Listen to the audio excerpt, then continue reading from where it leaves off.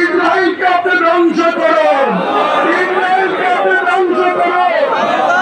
সকলকে ইসরায়েলি পণ্য বয়কট করার তৌফিক দান করুন।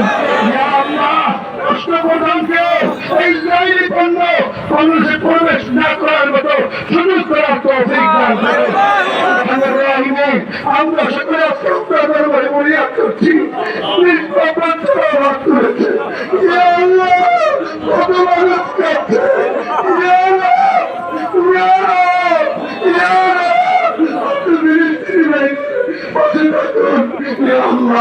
আমাদের ইসলামকে বিক্ষোভ মিছিলকে বিক্ষোভ সমাবেশকে আপনি কবুল করুন।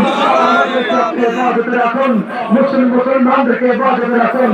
সকলকে ধন্যবাদ জ্ঞাপন করে আমি মহান রব্বুল আলামিনের শুকরিয়া আদায় করে মুনাজাত শেষ করছি। ওয়া আখিরু দাওয়ানা আলহামদুলিল্লাহি রাব্বিল আলামিন।